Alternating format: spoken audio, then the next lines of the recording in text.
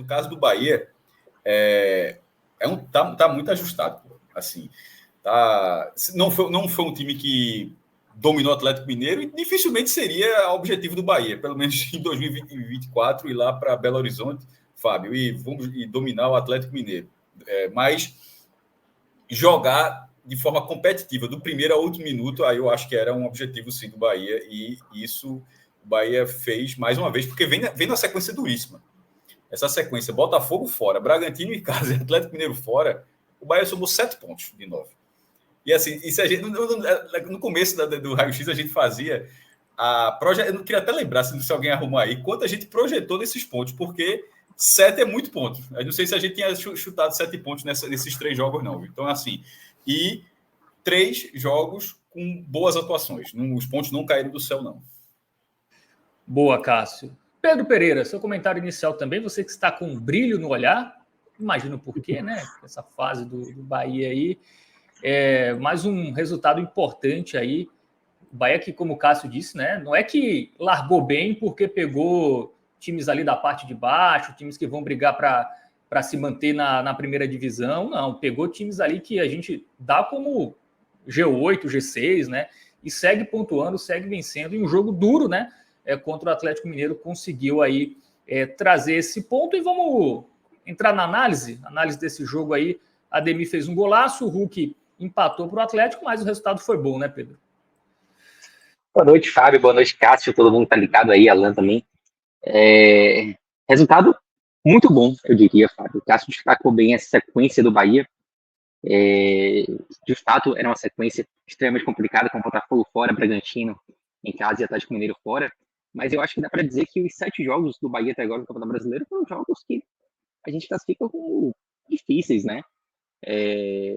Dos times que a gente imagina que brigarão na parte de baixo, praticamente o Bahia só enfrentou o Vitória, e ainda assim o Vitória, no caso do Bahia, é um clássico, né? A gente vem falando muito isso, então o grau de dificuldade que um Bavi impõe, um duelo ali contra o Vitória impõe para o Bahia, por ser um clássico, é muito maior do que um outro time que vai enfrentar o Vitória. Então, eu diria que os 7 jogos tiveram um grau de dificuldade elevado, e o Bahia consegue até aqui fazer uma campanha Pedro, muito boa.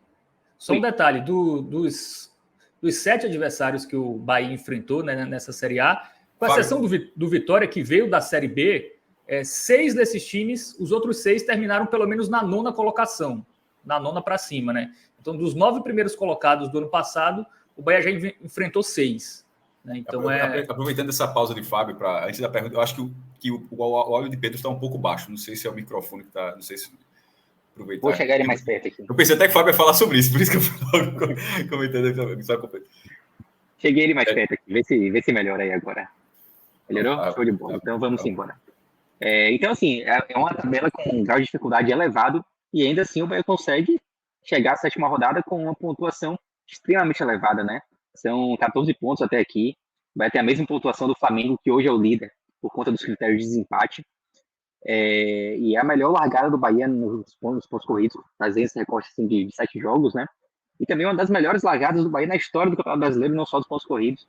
Se eu não me engano, perde apenas para 1986, que o Bahia teve um início avassalador, mas desde então o melhor início de campeonato, considerando os 7 primeiros jogos. Então, uma largada de fato muito boa. E eu acho que o jogo de hoje ele dá ao torcedor uma confiança, né, de que o Bahia vai enfrentar adversários difíceis, adversários da parte de cima, como é o Atlético. O Atlético, a gente sempre coloca o Atlético aqui como um dos candidatos ao título, né? É um time muito forte de ser batido, especialmente em Minas Gerais, né, na Arena MRV, o grau de dificuldade aumenta ainda mais. E eu acho que hoje o Bahia não foi aquele jogo em que o Bahia voou, né, que o Bahia teve diversas chances de gol, que foi melhor do que o adversário, não foi isso, mas são nesses jogos que a gente vê outras características do time também, né, e vê que o time é capaz de disputar e vencer ou conseguir pontos importantes, como foi o caso de hoje, contra adversários de um nível muito elevado, como é o Atlético Mineiro. O jogo de hoje, acho que o Bahia se portou bem desde o início do jogo. Foi um jogo muito duro, de muita marcação. Eu diria até que foi um jogo em que os setores defensivos eles conseguiram se destacar muito mais do que os dois setores ofensivos. Isso vale tanto para o Bahia como para o Atlético Mineiro. E desde o primeiro tempo, começando cronologicamente aqui a contar um pouco a história do jogo, né? O primeiro tempo começou bem brigado, diria até que nos 20 primeiros minutos o Atlético Mineiro estava até um pouco mais à vontade do que o Bahia, mas ainda assim tinha poucas chances, né? O Atlético não teve assim grandes oportunidades de gol no primeiro tempo. Estava até puxando os scouts aqui, foram dois chutes a gol apenas do Atlético Mineiro, 2 chutes no gol, né? 2 chutes que de fato foram ali embaixo da trave. E esses 2 chutes foram chutes assim de fora da área que não levaram tanto perigo. Um chute de Paulinho aos 14 minutos, que Marcos Felipe defendeu e espalmou ali meio que de peito, né? E depois também Paulinho aí já mais próximo do final do primeiro tempo, também de fora da área, o Marcos Felipe também defendeu. Então, primeiro tempo em que, por mais que o Bahia tivesse dificuldade de atacar, o Bahia tinha um comportamento defensivo muito interessante, assim como o Atlético Mineiro. O Atlético Mineiro também teve dificuldades de criação, mas também soube se defender muito bem, e isso aumentava também, né, o grau de dificuldade do Bahia em criar oportunidades. Ainda assim, a gente consegue dizer tranquilamente que a melhor chance de gol do primeiro tempo foi justamente uma chance criada pelo Bahia, né? A partir dos 20 e poucos minutos ali, o Bahia começou a conseguir encontrar um pouquinho mais de espaço. A primeira tentativa do Bahia foi aos 22, um chute de Jean Lucas de fora da área, depois de um ajeitado de Tassiano. Foi um chute que não levou tanto perigo, mas logo depois, ali, 2 minutos depois, vai ter uma grande chance. Um passe de Everaldo na direita para Everton Ribeiro. Everton Ribeiro cruzou contra o Tassiano, assim, sozinho, praticamente na pequena área, assim, ali entre a marca do pênalti e a pequena área, mais ou menos. E Tassiano teve uma chance, assim, de ouro de abrir o placar. Ele acabou tentando pegar de primeiro, chutou para fora. Perdeu uma ótima oportunidade, uma daquelas oportunidades, assim, que a gente fala que se é aproveitada corretamente, a gente podia estar até falando de um placar até melhor, né, do que o empate, especialmente no primeiro tempo. Então, por mais que o Bahia tenha apresentado dificuldade na criação, muito por conta da marcação imposta pelo Atlético Mineiro, eu acho que foi um primeiro tempo em que o Bahia, a gente conseguia, ali no intervalo, trazer desenhos positivos, né, do Bahia, trazer cenários positivos, porque o Bahia pouco sofreu defensivamente. Isso, para mim, falar isso é um alívio, porque no início da temporada o Bahia era um time que sofria muito defensivamente, contra adversários até bem mais fracos, e hoje o Bahia sofreu muito pouco no primeiro tempo, e criou pouco, mas ainda assim foi quem teve ali a melhor oportunidade de gol, a melhor oportunidade de sair à frente do placar no primeiro tempo. Segundo tempo, eu acho que era até esperado que o Atlético começasse a arriscar um pouquinho mais, começasse a criar, a tentar ter mais chances, mas ainda assim o Bahia continuou bem na marcação. Acho que até a primeira substituição que Ceni faz, a entrada de Ademir no lugar de Tassiano, até pensando nisso, né, acho que Ceni entendia que o Atlético ia tentar se arriscar mais, e aí ele coloca Ademir pensando muito no contra-ataque também. Mas até os 10, 11 minutos ali de jogo, o jogo parecia muito igual ao primeiro tempo, né? Um jogo muito de marcação das duas equipes, poucas chances de gol. Aí aos 11 minutos o Atlético tem uma grande chance de falta, uma cobrança de falta de Hulk, que leva muito perigo. A bola acaba batendo ali na rede pelo lado de fora, uma parte do estádio até comemora, né? Pensando que fosse gol. E foi uma ótima chance, e foi que meio que um ensaio para o que estava por vir, né? Porque 5 minutos depois dessa falta, ali, aos 16 minutos, mais ou menos, o Atlético teve uma nova falta, cometida por Gabriel Xavier. Essa já era muito mais próxima da grande área, quase ali em cima da linha da grande área. E com a memória da primeira falta, que levou muito perigo, ainda estava muito viva, né? Eu acho que não teve um torcedor do Bahia que não tenha pensado no pior ali quando o que se preparava para cobrar aquela segunda falta. Eu mesmo estava assistindo o jogo hoje no meu quarto, né? A televisão da sala tá quebrada. Aí eu estava assistindo, sentado na cama, na hora da falta ali, meu irmão.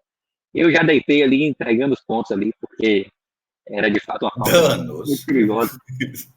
Especialmente para quem tem Hulk, né? E aí não deu outra. Bateu muito forte. Tu tá na linha, o torcedor do Bahia reclamando de Marcos Felipe no lance. Eu achei um exagero tão grande da galera reclamando. Não sei se... Eu achei que é muito mais mérito da cobrança de falta ali do que Marcos Felipe demorou na bola. Porra, assim... Não foi, tinha gente na frente, um jogador atlético sai para a bola, assim, é uma falta pensada para ser daquele jeito. Eu achei a execução muito boa para ter visto tanta reclamação como eu vi de Marcos Felipe no lance. Eu achei também, Cássio. Eu não consigo culpar Marcos Felipe, não. A bola foi muito forte, foi muito bem batida, assim, é muito mérito de Hulk. Eu acho, assim, eu tive a minha primeira reação, assim, foi reclamar da barreira. Só que eu acho que a barreira nem abre, né? A bola passa justamente ali onde o jogador do Atlético estava.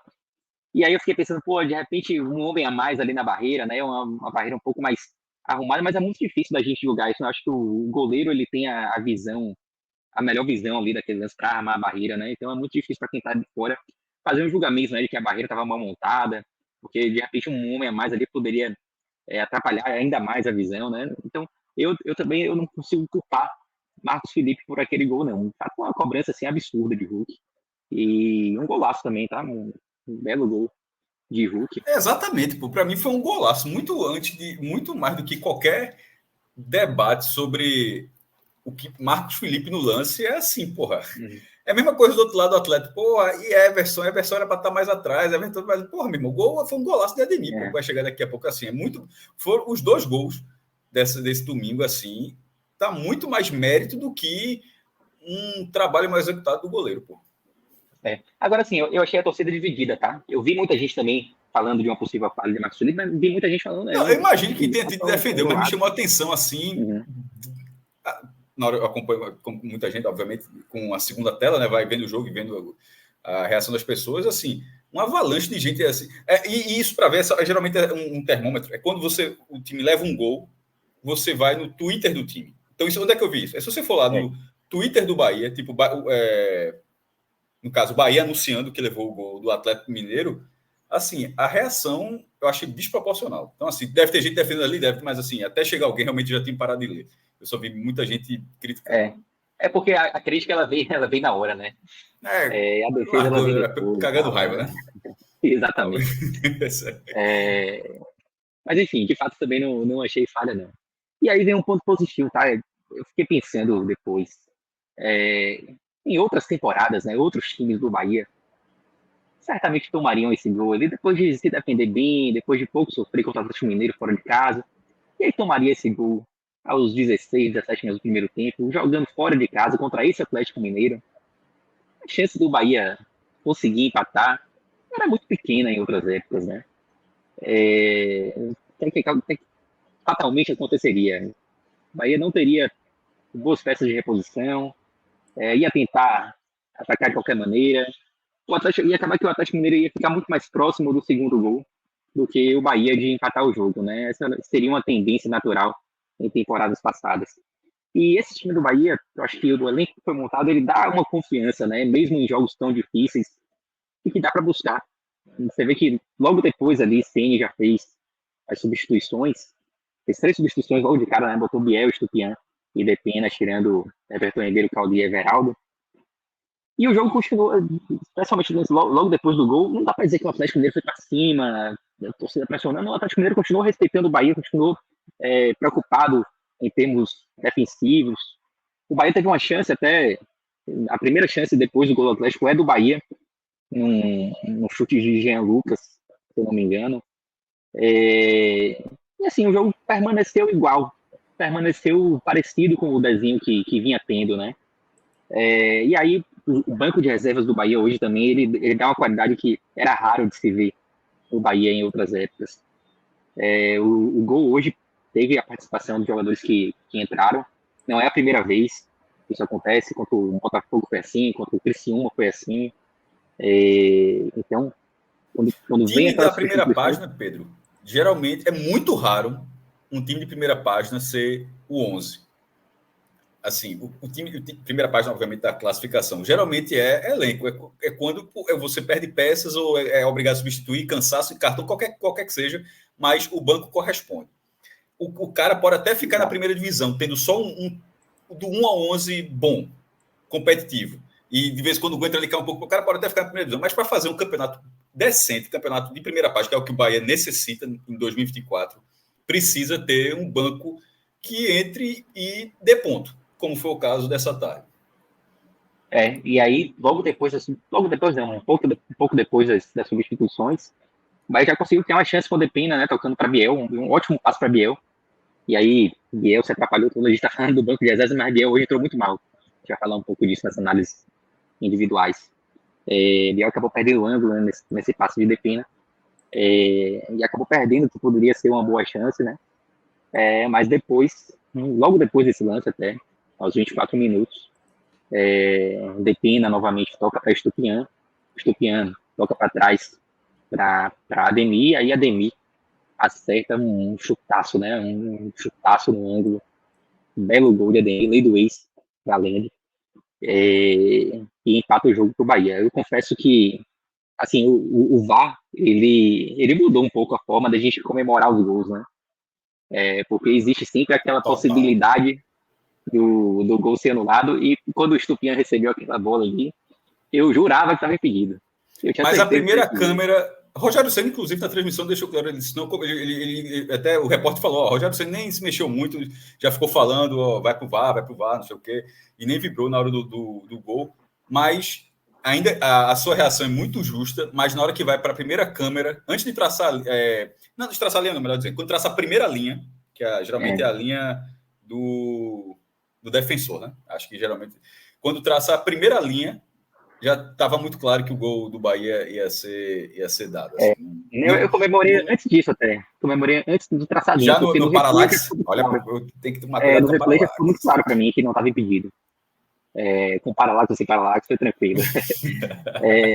Obviamente, quando a bola entra, você obviamente comemora, né? Mas é aquela comemoração. Você trouxe um ponto que a gente já debateu aqui, aqueles dias que são pautas, que não são exatamente campeonato, mas de comportamento. E realmente o VAR, por muitas vezes, assim, a sensação do gol só vem quando o jogo recomeça. Isso é muito ruim. Ele tirou um pouco aquela graça do gol, né? Aquela explosão imediata. Você fica querendo não se sentir otário, de vibrar por algo que não vai ser validado, tá ligado? Assim, Exato. Ainda mais em lances como esse, né? Isso. Não, lances assim, naturalmente. Mas assim, tipo, no primeiro replay ali, para mim já ficou muito claro que não tinha impedimento algum, né? Foi um lance até... Não foi aquele lance tão ajustado como a gente vê muitas vezes. E é o empate do Bahia, aos 24 minutos, acho que importantíssimo. O jogo continuou muito parecido, depois, já no final da partida, o Atlético Mineiro começou a pressionar mais, teve uma chance, assim, muito clara de gol, naquela bola enfiada de Pedrinho para Vargas, e ele consegue até passar por Marcos Felipe, mas acaba chutando mal. E foi a grande chance do Atlético no jogo, né? A grande chance do Atlético conseguir sair da Arena MRV hoje com os 3 pontos, mas que acabou sendo desperdiçada. E aí no final teve muita pressão ali em cima da arbitragem, o Atlético Mineiro reclamou muito de um possível pênalti de Biel, que para mim não foi absolutamente nada, assim, uma reclamação boba, eu diria, porque... inclusive, eu achei até engraçado, né, que no final teve uma declaração de Bruno Fux, que ele reclamou de uma falta de critério, né? Porque um pouco antes o juiz Bruno Arleu tinha marcado uma mão de Jean Lucas, no momento que Jean Lucas estava cabeceando aí quando ele está descendo, né? Com as mãos ali se equilibrando, ele acaba tocando com a mão na bola e Bruno Arleu marcou aquele lance de mão fora da área. Ele reclama de falta de critério porque ele marcou o primeiro e não marcou o segundo e tal. E sinceramente tem nada a ver para mim. O Biel nem estava vendo a bola, né? Tem essa diferença. Pois é. O lance é diferente. E para mim, nem a mão de Jean Lucas foi, porque ele tá meio que descendo ali naturalmente, né? Ele não faz nenhum movimento adicional, é a mão natural dele ali, descendo do cabeceio. Então, para mim, nem aquela de Jean Lucas deveria ter sido marcada, muito menos a de Biel. A de Biel, para mim, não foi absolutamente nada. E eu acho até que a arbitragem ali meio que se perdeu um pouco na pressão. porque deixou de expulsar a Batalha, se eu não me engano, né, que foi aquele que deu uma entrada duríssima em Arias, uma entrada que para mim era para expulsão, tá? Ele vai com o pé lá em cima, na coxa de Arias. Então, para mim, o juiz já poderia ter tomado a decisão ali de expulsar, e não fez porque tinha recebido muita pressão para a marcação desse pênalti, né? E o VAR também não chamou. Acho que muito por conta disso, o jogo também já estava no final. Era o tipo de lance que para o Bahia não faria nem muita diferença, né? Já eram os acréscimos finais, o Bahia não ia ter a vantagem de jogar com um homem a mais por muito tempo, ia ser 2 minutos ali com um homem a mais. Mas para mim deveria ter sido chamado. E eu ainda tenho dúvidas, assim, no lance final, aquela dividida ali de Estupiñán com Everson.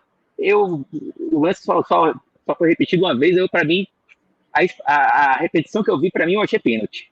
Mas só vi uma vez, não dá nem para ter uma conclusão, assim, porque não deu para ver o lance tão bem, já que a própria transmissão nem repercutiu muito isso.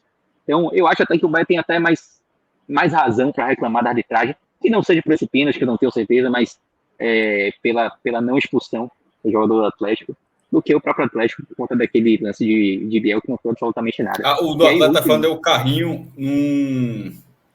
num contra-ataque, que ia ficar um 3 contra 1. Isso, exato. O carrinho do cara, assim, foi para parar a jogada com o pé levantado, não acertou a bola, bateu quase na coxa, assim, do jogador do Bahia.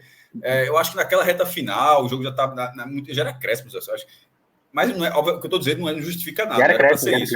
Mas a impressão ali é que os caras já queriam já acabar o jogo, porque ali, aquilo faltando 30 minutos para acabar o jogo, acho que aqui parava o jogo e analisaria aquela imagem, tá? Porque assim, foi muito rápido.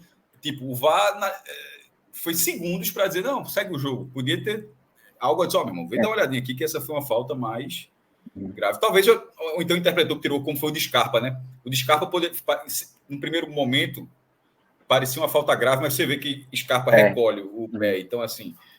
Mas esse segundo lance, esse que você está falando, eu não achei que o cara tenha feito isso, não. Exato. Pois não, foi uma falta duríssima mesmo.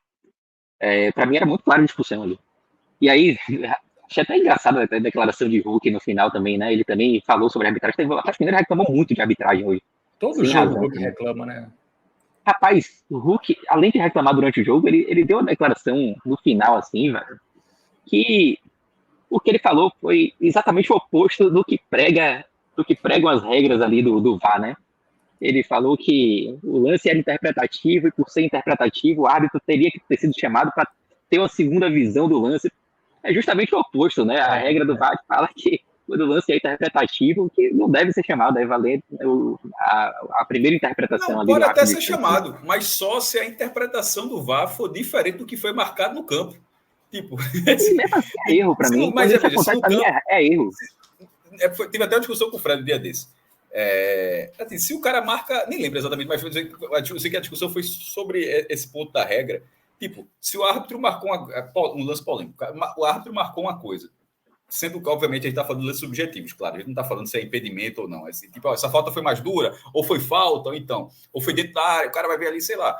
Mas se o árbitro marca uma coisa e o VAR observa aquele lance e marca a mesma coisa, não faz sentido que o jogador reclame do VAR. Ele pode reclamar, só vai ver no VAR. Ele só vai ver no VAR se o VAR tiver discordado do árbitro. O jogador pode reclamar e dizer, o árbitro e o VAR erraram. Cara, assim, o cara diz, os dois erraram. Eu discordo do que eles marcaram. Mas em relação à execução da regra, a aplicação da regra, melhor dizendo, o árbitro, foi falta para amarelo, e o VAR para amarelo. O cara vai ver no VAR, a opinião já foi dada. O cara, ele não discordou, ele concordou na marcação de campo. Isso assim é tão óbvio.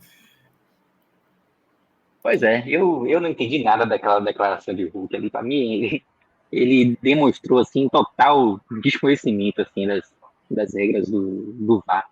Mas enfim, achei um choro bobo do Atlético. Fato é que grande resultado do Bahia, tá? Foi um bom jogo, um jogo que foge um pouco das características do Bahia. O Bahia não teve a bola, não foi protagonista, como esse time foi montado para ser protagonista, né? Para ter a bola. E vão ter situações em que isso não vai acontecer, como foi o jogo de hoje. É natural, um jogo muito difícil, muito duro, contra o adversário que vai estar lá em cima. Então, eu acho que, por ter sido um jogo que obrigou o Bahia a fugir um pouco das características, eu acho que o Bahia se portou muito bem. Para mim, um jogo bem elogiável e um grande resultado. Um empate contra o Atlético Mineiro fora de casa, acho que é um resultado para ser comemorado, tá? E saindo atrás ainda, né? Saindo atrás, pois é, que torna tudo mais difícil. Então, eu acho que hoje vale muito comemorar esse empate. Muito bem. A gente ainda vai falar muito aí da classificação do Bahia, projetar também cenários, mas antes, vamos para o campinho, Pedro Pereira. Vamos analisar aí os jogadores do Bahia que entraram em campo na tarde deste domingo contra o Atlético Mineiro lá em Belo Horizonte. Começando com o Marcos Felipe, não CRB, foi o outro jogo, agora sim. Inclusive, já esqueceu, né, Pedro? Aquela eliminação, ninguém liga mais, né? Não, ainda machuca um pouquinho, liga. Ainda não podia ter perdido aquele jogo, não. Mas já aconteceu hoje, a sua resposta até o que o Fred falou. O resultado seguinte, na hora que você vira a chave, se virar a chave de forma correta, como foi o caso do Bahia hoje, com um resultado interessante, você consegue diluir logo. Você não fica remoendo muito, não. Uhum. Vocês acho que passem mais de, bastava isso. Mas o Bahia, assim, o Bahia, na verdade, até criou sua chance contra o CRB, né? Mas, assim, um pouquinho mais tinha levado e tal. Mas, enfim, isso. Vamos começar com... Vamos lá, Marcos Felipe. Assim, Marcos Felipe, eu já falei aqui do lance do gol, né? Para mim, não dá para responsabilizar ele pelo lance do gol. Embora, como o Cássio falou, muita gente tenha acreditado a ele a culpa do gol. Eu acho que ele apareceu bem em algumas oportunidades, quando foi exigido, chute fora da área. Em outros, chegou a bater um pouco de roupa. E eu acho que ele falhou um pouco também na saída de bola hoje, em alguns momentos. Não acho que tenha sido uma excelente partida dele, não. Também não houve uma grandíssima defesa. Houveram alguns lances em que ele foi bem. Acho até que naquele lance de Vargas, eu acho que ele sai bem também, dificulta as ações de Vargas. Hoje eu iria de razoável para Marcos Felipe. Não consigo destacar ele nem positivamente, nem negativamente. Pode ser um amarelinho aí para ele. Muito bem, vamos para a zaga. Essa zaga que já é titular, né, Pedro Pereira? Acho que não dá não tem discussão. O Cuesta vai amargar o banquinho por enquanto. Canu, ele jogando muito bem. Canu melhorou. Gabriel Xavier é incontestável, totalmente incontestável, e Canu ele voltou muito bem, né? Porque Canu havia perdido a posição para Gabriel Xavier. E aí, com a contusão de Cuesta, ele acabou voltando para o time titular, jogando na esquerda. E tá muito bem, né? Tá muito bem para mim hoje. Já até adianto, se quiser botar logo a medalhinha de ouro aí para Canu, já pode botar, porque para mim foi o melhor em campo. Jogou muito. A dupla de zaga foi bem hoje. Eu iria de verde, o verde muito bem ali para Canu, e o verde jogou bem para Gabriel Xavier. Gabriel Xavier, ele fez uma boa partida hoje, tá? Jogou bem, como a própria legenda do verde musgo já diz. Mas teve um lance ou outro, assim, que ele deu uma passada, teve um lance no primeiro tempo, que ele deveria ter cortado, e ele tenta meio que dominar ou tocar ali para Marcos Felipe, não sei exatamente o que ele tentou, que se complicou um pouquinho, né? Mas ainda assim, acho que foi uma boa partida de Gabriel Xavier hoje, tá? Boa partida. É um verde musgo quase verde para ele. E Canu, para mim, partidaça, assim, sem ressalvas. Até no lance que ele foi mal, ele conseguiu se recuperar depois. Que ele acaba se atirando ali em frente à bola. E se recupera. Então, grande partida de Canu e que bom poder voltar a contar com o Canu assim, com muita tranquilidade, né? Hoje a gente está tranquilo com o Canu, algo que não acontecia antes dele perder a posição. Muito bem, vamos... Laterais. Isso. Laterais foram bem também hoje. Áreas, para mim, um pouco melhor do que Juba, mas ambos foram importantes defensivamente. Criaram um pouco, tanto o Arias quanto o Juba, criaram menos do que de costume. Hoje o Arias se despedindo, inclusive, né? Porque vai passar um bom tempo afastado por conta da Copa América. E, na verdade, ele foi convocado para os amistosos, né? Mas certamente vai acabar ficando também para a Copa América. Então vai ser uma grande perda, vai fazer muita falta o Bahia. Gilberto há muito tempo que não entra nas partidas. Acho até um bom lateral, é uma posição que o Bahia, para mim, está bem servido. Mas Arias hoje é titular absoluto, né, do Bahia. O Gilberto não jogou na Série A ainda esse ano. Não jogou na Série A, né? Pois é. Tem tido muito poucas oportunidades, mas agora certamente vai acabar entrando aí como titular. De toda forma, assim, eu gostei tanto da partida de Arias quanto da de Juba. Não dá para dizer que jogaram muito bem, mas eu acho que os dois vão ficar com o verde musgo assim, com muita tranquilidade. Um destaque um pouco maior para Arias do que para Juba. Bom, então vamos para o meio de campo, né? Sempre muito repleto aí no Bahia, começando por Caio Alexandre. Boa partida de Caio Alexandre hoje. Caio Alexandre, ele é um cara, ele é muito importante, né? Para a criação do Bahia, na saída de bola. E os times, quando o time vem mais focado em não deixar o Bahia jogar, eu acho que ele acaba sofrendo mais, né? Porque faz uma marcação ali nele e ele vem tendo dificuldade de jogar nesse cenário. Hoje ele teve mais espaço e eu acho que hoje ele jogou muito bem. Foi bem defensivamente, foi bem criando também. Gostei da partida de Caio hoje. Assim, a partida de hoje ela não teve assim grandes destaques individuais, né? Eu acho que eu vou distribuir poucos verdes hoje. Fica mais um verde musgo. Mas eu gostei da partida de Caio hoje. Achei que ele contribuiu bem. Gostei mais dele, inclusive, do que de Jean Lucas. Que não fez uma partida ruim também. Apareceu bem, arriscou de fora da área quando deu para arriscar. Mas com o Jean Lucas eu acho que eu vou deixar no amarelo, assim, do razoável. Bom, Everton Ribeiro mais discreto hoje. Certamente no final do campinho a gente vai ter esse setor defensivo um pouco mais verde do que o setor ofensivo, né? Justamente por aquilo que eu falei, acho que o setor defensivo hoje foi o grande destaque do Bahia e valeria o mesmo para o Atlético também, principalmente no primeiro tempo. Everton Ribeiro um pouco mais discreto, não que ele não tenha participado, acho que ele participou bem, deu aquele toque para Tassiano no primeiro tempo, com a melhor chance de gol do Bahia, e Everton Ribeiro estava lá para fazer o cruzamento. Mas foi discreto, eu acho que foi uma partida razoável de Everton Ribeiro com o amarelo. O lance do Tassiano foi passe do Everton Ribeiro, não é isso? Foi, exato, foi passe de Everton, cruzamento, passe de Everaldo para Everton cruza para Tassiano. Muito bem. Cauli, eu achei também discreto hoje. Assim, a partida de Cauli foi melhor do que, por exemplo, contra o CRB. Ele participou mais, né? Contra o CRB ele foi muito discreto, ainda perdeu aquela chance, assim, que foi a grande chance do Bahia. Um gol que poderia dar a classificação do Bahia para a final. E ele acabou errando muito naquela finalização. Eu achei ele discreto, porém não achei uma partida horrorosa, não.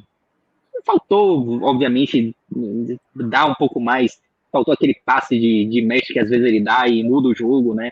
Como já aconteceu algumas vezes. Eu ficaria entre o razoável e o jogo mal para Cauli hoje. Fico dividido assim, mas como eu dei o razoável para Everton, vou de razoável para Cauli também. Muito bem. Tassiano, né? Que é um meio atacante. Tassiano acho que já jogou mal. Jogou mal hoje. E ainda tomou amarelinho, né? Vai desfocar contra o Fortaleza. Tá suspenso para o próximo jogo. Perdeu aquela ótima chance no primeiro tempo. Não foi uma partida de grande destaque de Tassiano, não. Vai ficar com o laranja, com certeza. Assim. E aí, por fim, o time titular. Everaldo também participou pouco. Assim, deu uma certa movimentação. Assim, a partida de Everaldo, para mim, é mais parecido com a de Cauli. É um amarelo menos, assim, sabe? Tipo, o amarelo mais próximo do laranja. Eu gostei mais da partida de Everaldo que ele tá esse ano hoje. Então, vou deixar um amarelinho aí, tendendo ao laranja para Everaldo. E os que entraram, né? Acho que os que entraram tiveram uma participação importante no jogo hoje. Vou começar pelo que entrou primeiro, Ademir, que fez uma boa partida, se movimentou bem e fez um golaço, né? Fez uma pintura. Não diria que fez uma partida estupenda, assim, tipo aquela nota 10 o jornal. Não vou, eu falei, né, que seriam poucos verdes hoje, verdes, mas com certeza o jogou bem, assim. E um jogou bem, já tendendo ao verde, mais verde, por conta do gol, assim, tipo, um golaço, uma pintura. Mas pelo gol, deixa o verdezão pra ele aí. Tranquilo, golaço. Decisivo, né? Bom, decisivo, e vai ficar com a medalhinha de prata. Então vamos com o Estupiñán. Estupiñán, vou juntar Estupiñán e Depena. Entraram muito bem os dois. Estupiñán contribuiu demais, contribuiu no lance do gol. O próprio Depena também, né? Você vê que o gol tem participação dos 3 jogadores que entraram. Depena, Estupiñán e Ademir.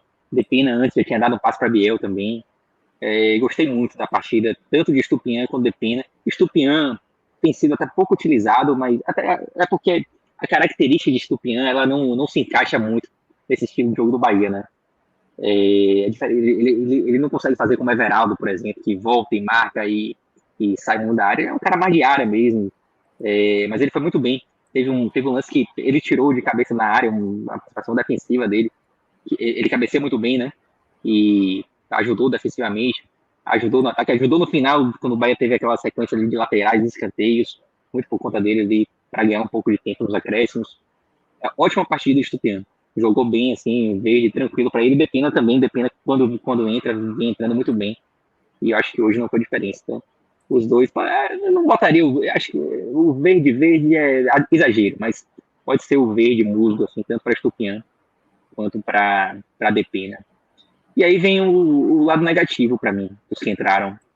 Rezende e Biel. Rezende até não dá para falar muito, Rezende já participou menos, mas eu acho que ele tem uma participação negativa naquela chance de Vargas, que foi a melhor chance do Atlético, porque ele que dá um bote errado no meio campo. Então eu colocaria o laranja para Rezende. E Biel hoje foi o pior em campo. Biel pouco contribuiu, assim. Ele até voltou muito para marcar também, né? Tinha essa obrigação de voltar hoje. Mas em termos ofensivos, ele não ajudou absolutamente nada, errou absolutamente tudo. E até em termos defensivos, em alguns momentos, embora ele tenha voltado sempre, não tenha faltado disposição para voltar, mas em alguns momentos ele até atrapalhou. Então, para mim, fica como o pior em campo hoje, Biel. Bom, temos uma medalha ainda para distribuir, né, que é a de bronze. Temos a medalha de ouro para o Canu, a medalha de prata para o Ademir, autor do gol. Quem fica com essa última, Pedro? Tá aí. Tô até dividido aí, tá? Para essa medalha de bronze, mas eu acho que eu vou acabar deixando com o Estupiñán. Gostei da entrada de Estupiñán hoje. Poderia ser Caio Alexandre também, o próprio lado, Gabriel Xavier, eu lembrei de Gabriel Xavier agora também. Mas vou deixar para o Estupiñán. Acho que tá bem entregue aí para o Estupiñán. Bom, e finalizando com o Rogério Ceni. Velho, assim, coletivamente acho que o Bahia foi bem, com uma boa partida do Bahia hoje. E a nota do técnico vai muito pelo coletivo, e mais do que isso, né? Ele fez as substituições arrancaram o empate pro Bahia. Então, fica muito na conta dele. Muito bem. Não tem como ser outra nota para ele, senão muito bem. Bom, então, análise feita aí dos jogadores do Bahia, também do seu técnico, Rogério Ceni, no empate importante, né? Pontinho fora de casa, saindo atrás do placar, 1-1 com o Atlético Mineiro. E agora, Pedro, só perguntando ao Cássio, concorda, Cássio? Tem alguma objeção aí em relação às análises? Não, Tassiano, o jogou mal, acho que fica marcado naquele lance até o amarelo. Mas eu acho que a atuação do Bahia foi muito equilibrada. Normalmente só tem um jogador com esse jogou mal aí, pelo menos entre os titulares. Não tá na minha linha também. Quando o Pedro falou sobre Cauli e Everton Ribeiro, dos dois aparecendo como uma atuação razoável, eu só deixaria que na dividida, Everton Ribeiro foi melhor que o Cauli. Assim, os dois estão com a mesma marca, os dois estão com a mesma cor, mas não foi exatamente o mesmo nível de desempenho. Se tivesse uma subcategoria, Everton Ribeiro foi melhor que o Cauli. Mas não o suficiente para virar, jogou bem. É porque Cauli até flertou com o jogou mal, né? Eu acho que talvez se Tassiano não tivesse jogado como jogou, o Cauli teria chamado mais atenção assim no jogou mal, mas aí como teve Tassiano talvez tenha destoado um pouco, então ficou nesse nível. Bom, então o telecast sobre Atlético Mineiro 1, Bahia 1 finalizado, mas ainda vamos continuar falando do Bahia, porque a campanha, como já citamos aqui, é muito boa, né? Segunda colocação, Pedro só não dormiu na liderança porque o Vasco sofreu 6, né? Se fosse 2-1 Flamengo, né? Se fosse 2-1 Flamengo, teríamos o Bahia na liderança, mas o Vasco não ajudou. Mas fala desse Bahia, Pedro. 67% de aproveitamento, divide a liderança ali com o Flamengo. Inclusive, vão se enfrentar daqui 2 ou 3 rodadas, né? Bahia e Flamengo também é um jogo aí, já um confronto direto. Mas continuamos com a melhor campanha do Bahia aí, a melhor largada da história do Bahia na primeira divisão. Continuamos. Vou até puxar ela aqui, tá? Porque... Deixa eu só baixar um pouquinho aqui. 67% de aproveitamento nos 7 primeiros jogos é algo inédito para o Bahia nos pontos corridos. Em 2019, o Bahia até se aproximou um pouco desse número. Estava com 62% de aproveitamento. Mas já havia perdido 2 partidas para o Botafogo e para o Atlético Paranaense. E havia vencido Corinthians, Avaí, Fluminense e Grêmio. Vinha nesse momento de 2 vitórias, né, contra Fluminense e Grêmio, ambas como mandante. E era o melhor recorte de 7 jogos do Bahia, dos pontos corridos até então. Se a gente puxar para os outros anos, aí o Bahia não tem um início tão bom desde 1986. Em 86 o Bahia teve uma largada impressionante, venceu os 7 primeiros jogos, ainda venceria mais alguns, se eu não me engano, vou até aumentar aqui para me lembrar. Na verdade seriam 7 triunfos consecutivos e mais muitos jogos sem perder, só veio perder para Portuguesa aí depois de muitas rodadas. Então, depois de, só para ser mais exato aqui, 16 rodadas, na 16ª rodada vai perder para Portuguesa. Então, foi um início de ano avassalador em 1986, mas era um outro campeonato, né? Um outro regulamento muito diferente do atual. E a gente fazendo esse recorte aqui dos pontos corridos, de fato, mas vale dizer o melhor que ele início. Começou bem, mas foi bem até o final. Assim, só para dizer que, né, era outro formato, mas aquele formato de fase classificatória, depois mata-mata. O Bahia termina em 5º lugar, sai para o Guarani, que depois perde o campeonato tomando um gol no último minuto do segundo tempo da prorrogação. Ótima campanha, de fato. Tu és daquele que acha que aquele Bahia de 86 era melhor do que o de 88? Cara, o de 86 era muito bom, o de 90 também, né? Tem uma que diz isso, né? Que o bom era o outro. Eu acho que o de 90 era melhor do que o de 88, que perdeu pro Corinthians na semifinal. Tinha Charles mais maduro, né? Mais difícil. O de 86 eu conheço menos, gente. Eu tenho mais dificuldade de conseguir colocar assim numa régua, mas foi um campeonato muito bom do Bahia. Cláudio Adão metendo 18 gols no campeonato. E aí, para quem é supersticioso, 59 também no regulamento completamente diferente. Obviamente, o Bahia também tinha os mesmos 67% de aproveitamento. Aí tu tá iludindo todo mundo. Aí tu tá iludindo muita gente. Agora o 7º jogo foi duro. O 7º jogo foi duro nesse ano. Foi aquele 6-0 pro Sport, né? Aí depois o Osório trabalhou bem demais. Depois tem aquela lenda, né, de que os jogadores do Sport foram convidados para uma noite para comemorar o resultado, né? A grande performance diante do Bahia, que não é qualquer time que faria um 6-0. Aí a turma dizem que tomou até comemorar como se tivesse sido 7-0. Faltou perna pro 3º jogo. E por sorte, do Bahia não havia saldo de gols. Saldo de gols não era um desempate ali nos mata-matas, né? Quando o Bahia havia vencido o primeiro jogo por 3-2, tomou esse sacode de 6-0 no segundo, mas ainda assim havia um 3º jogo que o Bahia acabou vencendo lá na Ilha do Retiro. Então, assim, é um recorte absurdo do Bahia, muito bom o recorte do Bahia até aqui, nos pontos corridos, nesse início de ano 2024, e aí vale destacar aquilo que a gente falou lá no início, né? O grau de dificuldade da tabela, porque o Bahia pega Inter, pega Fluminense, pega Vitória, que é um clássico, é o Grêmio, Botafogo, Bragantino, Atlético Mineiro, e aí vale até um destaque também, a gente, inclusive, deixa eu até voltar aqui na tabela original, eu filtrei aqui somente até a 7ª rodada, só que a gente está com muitos jogos atrasados, né? No momento são 8 jogos pendentes até aqui. A gente está, como se 88,6% do campeonato tivesse ocorrido, dos 100% dos jogos que deveriam ter ocorrido até a 7ª rodada, né? Então a gente tem muitos jogos pendentes até aqui, temos um desequilíbrio, inclusive, no número de jogos em casa e fora de casa, mas eu quero até destacar aqui, vou até aqui por mando de campo, que o Bahia é um dos poucos times, é um dos times que tem mais jogos como visitante do que como mandante, tá? Dos 7 jogos que o Bahia realizou até agora, 4 foram fora de casa e 3 foram aqui em Salvador, que em Salvador o Bahia tem 100% de aproveitamento, diga-se de passagem. Então, esse recorte também favorece o Bahia, né? Tem muitos times aí com mais jogos dentro de casa do que fora, e o Bahia é um dos times que ainda fará mais jogos em casa do que fora, né? É mais um ponto positivo. Na tabela, vou até classificar aqui por visitantes, né? E o Bahia está em 8º lugar na classificação como visitante, né? São 5 pontos conquistados até aqui, com uma derrota, que foi aquela lá da primeira rodada, 2 empates e 1 vitória. Vocês estão me ouvindo bem aí? Perfeitamente. Beleza, tranquilo. Seguindo aqui, então.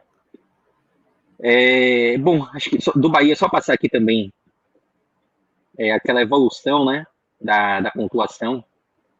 O Bahia com 14 pontos até aqui. E bem acima da linha verde, né? A linha verde é aquela que retrata a pontuação do 6º colocado, a média de pontuação do 6º colocado, que hoje está em 11,5 pontos ali na 7ª rodada. E o Bahia já está mais do que 3 pontos acima dessa linha verde. E bem distante da linha vermelha, né? Historicamente, o Bahia sempre olhava para a linha vermelha em muitos momentos dos campeonatos. Mas hoje, obviamente, que o foco está ali na linha verde, o Bahia hoje aparece acima, né? Dessa linha verde, que de fato é um início de campeonato muito promissor do Bahia. A projeção de pontuação aqui nesse início não quer dizer muita coisa ainda, mas vou só citar aqui, né? Deu uma baixada agora, Pedro? Se a gente pegar o aproveitamento... Pois é, Rodrigo me disse que deu uma baixada aqui. Não, mas foi agora mesmo, tipo, nesse segundo. Foi? Rodrigo mandou uma mensagem aqui dizendo que estava meio baixo o microfone. Vou tentar falar mais. Quando realmente tu fala um pouco mais distante, falando do jeito que tá agora, tá ok. Pronto, beleza. E aí, falando aqui sobre essa projeção, né, de pontuação, que do início do campeonato ainda quer dizer muito pouca coisa, é que essa projeção, né, a gente pega o aproveitamento do Bahia de 67% e projeta ele como se o Bahia fosse manter os 67% de aproveitamento até o fim do campeonato, isso daria 76 pontos com uma pontuação exuberante, assim, né? E a projeção ajustada que faz o cálculo ali dos jogos em casa e jogos fora, e reproduz a projeção em casa, e reproduz também reproduz o aproveitamento em casa e reproduz o aproveitamento como visitante. E nesse cenário o Bahia continuaria com 100% de aproveitamento como mandante, né? E chegaria a quase 81 pontos aí, pontuação de campeão. Mas como eu falei, né? Isso é só um desenho muito preliminar, né? Porque o campeonato ainda está muito no início para a gente utilizar essa projeção como algo real, mas demonstra a boa campanha que o Bahia vem fazendo até aqui. Mas, Pedro, G6 é realidade, né? Assim, já dá para dizer que, pelo menos, se o Bahia não brigar pelo menos pelo G6 durante o campeonato, dá para dizer que é decepção. Assim, eu acho que o Bahia é candidato, tá? Eu sou muito precavido, assim, né? Até para não se decepcionar depois. Eu continuo achando que o Bahia é um time que vai brigar na parte de cima da tabela, vai ter um campeonato tranquilo, sem susto, para pegar uma Sul-Americana assim, sem susto, e vai disputar a Libertadores. Vai ver o que ocorre aí nas vagas da Libertadores, né? Eu acho que esse início de campeonato, ele dá ao torcedor do Bahia a condição de sonhar. A condição de sonhar com uma classificação até direta, um G4, seria algo muito bom assim. Mas eu acho que o Bahia não deve se reforçar muito, né? Tem isso. As notícias que chegam é que praticamente só vai ficar em Thiago Borduque mesmo, a não ser que aconteça algo inesperado. mas, em princípio, o reforço do Bahia será ele. De qualquer forma, o Bahia tem a vantagem também de não perder nenhum jogador, né? Eu acho que esse é um ponto muito positivo do Bahia.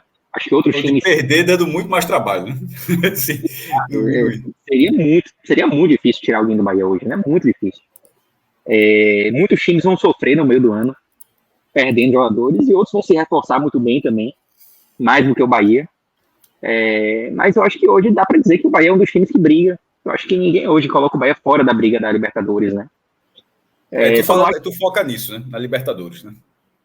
Só não acho que o Bahia é assim, aquele time que tem a obrigação de se classificar para a Libertadores. O Bahia vai tentar. Pode ser que ocorra. Mas não tem obrigação ainda, não. A obrigação do Bahia é fazer um campeonato tranquilo. A Sul-Americana, acho que é uma obrigação. Abaixo disso seria muito decepcionante. Muito. Mas a Libertadores, ela pode vir, sim. Acho que dá para sonhar. Nesse ponto, a gente está vendo a classificação na qual o Flamengo assumiu a liderança. Era o líder, o Atlético, que perdeu e caiu de primeiro para quinto. O Bahia permaneceu em segundo e o Flamengo, que era o terceiro, virou primeiro, tendo a mesma campanha do Bahia.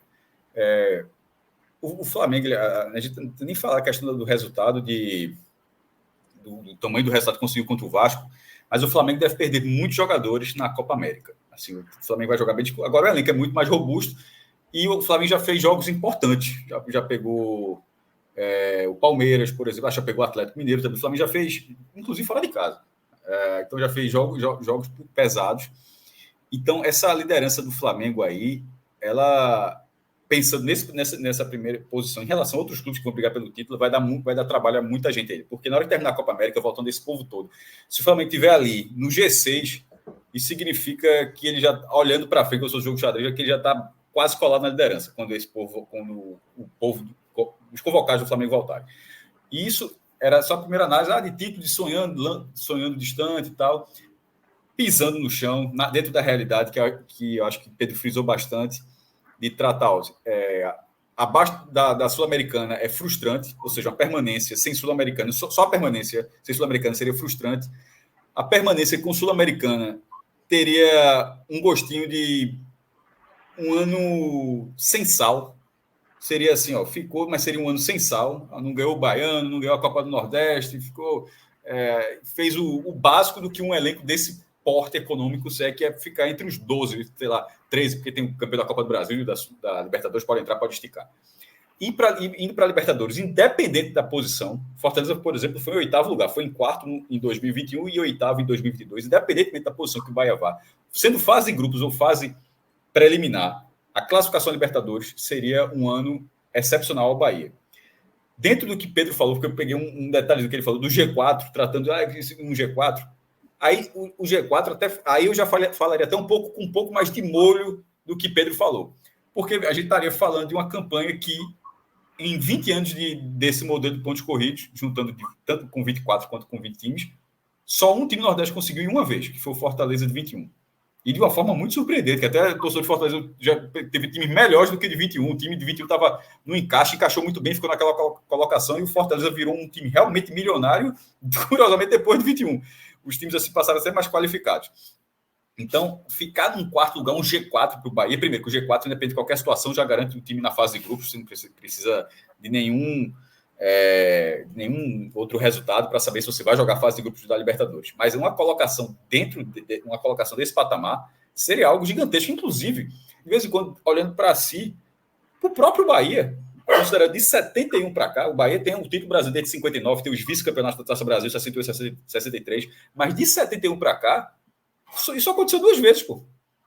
Assim, o título de 88 e o 4º lugar de 90. Então, um G4 do Bahia, porque de vez em quando o cara começa a sonhar tanto, falando assim com o torcedor do Bahia, que de vez em quando, mas ficar em 4º, meu irmão, se ficar em 4º lugar, seria uma campanha gigantesca.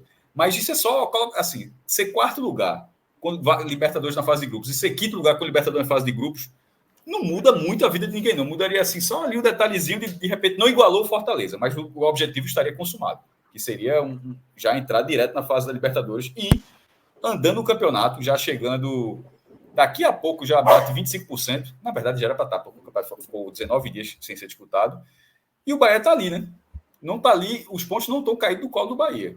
O Bahia está jogando bastante bola para conquistar esses pontos. Então, eu acho que a animação vem muito mais dessa performance que ela já vem sendo aliada com a pontuação. Que poderia ser, o Bahia está jogando e em algum momento vai encaixar e vai começar a render ponto. Na verdade, já está acontecendo. Então, no momento que isso encaixar e tiver, enfim, a médio prazo, o Bahia pode sim, finalmente, ficar pelo menos entre os 10 da primeira divisão e quem sabe sonhando com mais do que isso. Se a gente pegar, por exemplo, um time equivalente assim, em elencos, o Bragantino do ano passado, que até na reta final brigou ali pelo título, né? Depois deu uma caída nas últimas rodadas, mas passou o campeonato quase todo ali brigando pelas primeiras colocações. Aquele time do Bragantino não é tão melhor do que esse time do Bahia, por exemplo, né, Pedro? Eu acho que vamos falando, esse microfone tá melhor agora, tá? Eu fiz uma muito melhor. Aqui. Agora você tá no estúdio... Então, meio Dolby. Então eu tô começando a desconfiar que, na verdade, esse aqui tava na minha frente, mas não tava conectado. Possivelmente.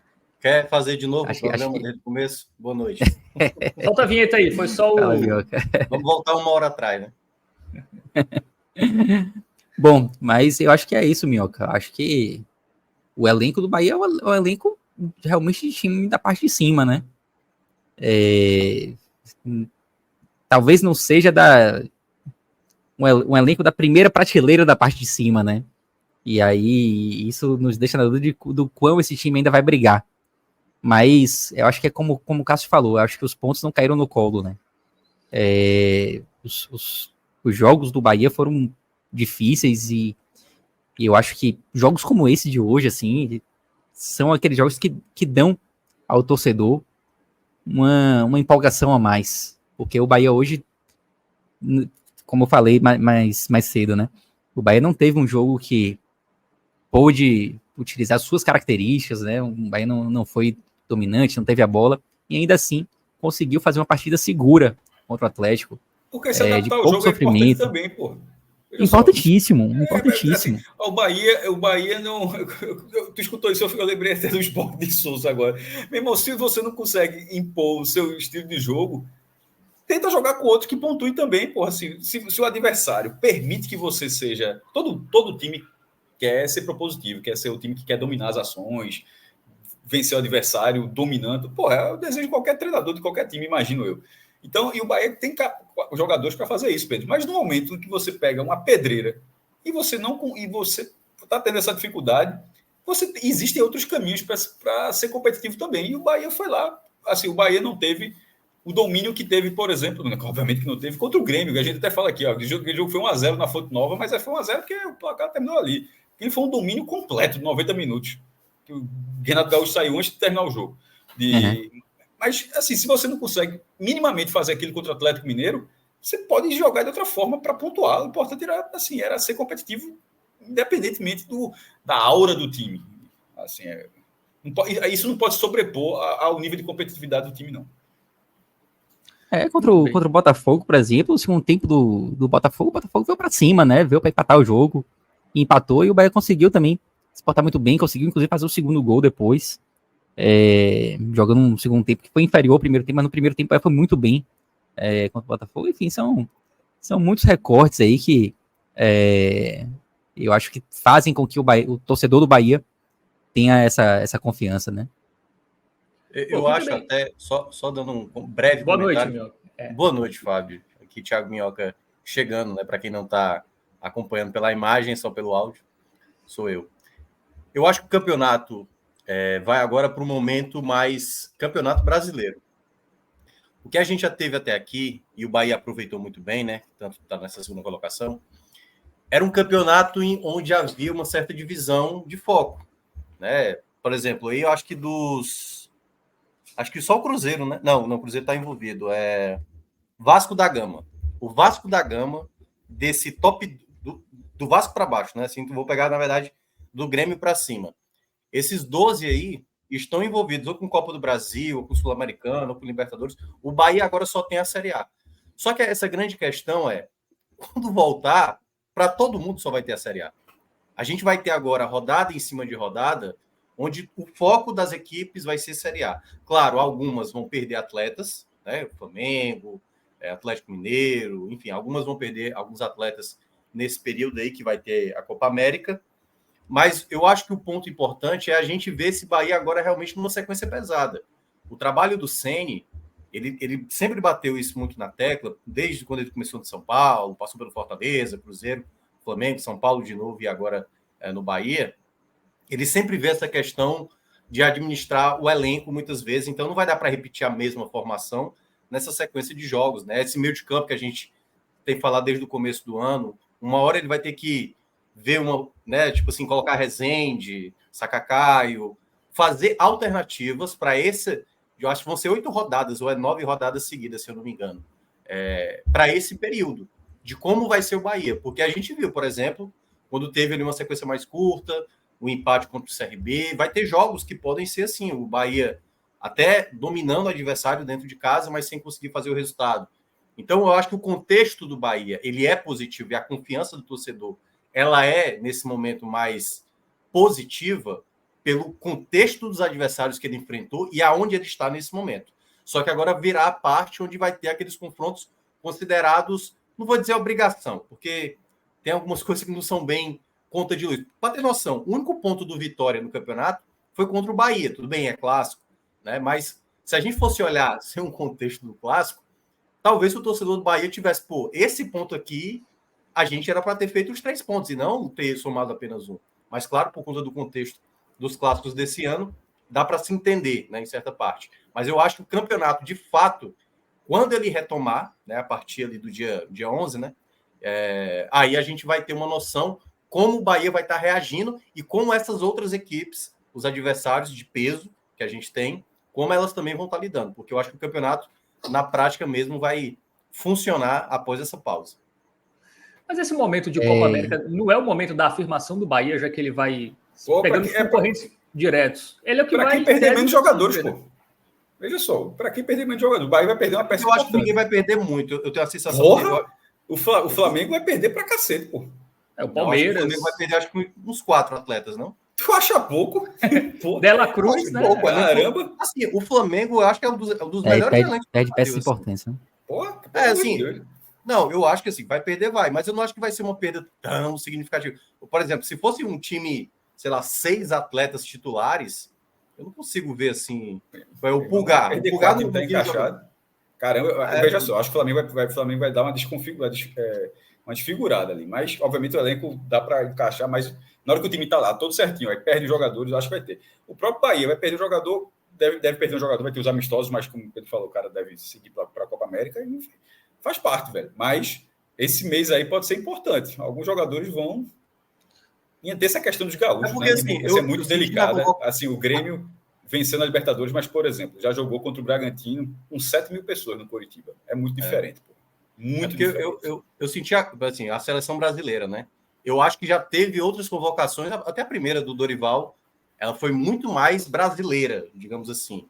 Nessa deu para ver que ele segurou bem, assim. O que é que eu acho que perde mais? O Atlético Paranaense, perdeu o Bento, que é fundamental, né? O São Paulo relativamente ali com o Rafael, mas eu não consegui ver, assim, a seleção brasileira pegando 6 atletas, né? Não, mas não é seleção brasileira, não, pô. Hoje em dia pega seleção tudo quanto é canto, pô. A Copa América o Inter, né? O Inter que, se a gente pegar no aproveitamento, o Inter divide a liderança com o Bahia e o Flamengo, né? Em aproveitamento. Isso, e o próprio exemplo que alguém falou, o De La Cruz, pô. O cara mais caro que o Flamengo comprou, não vai poder usar.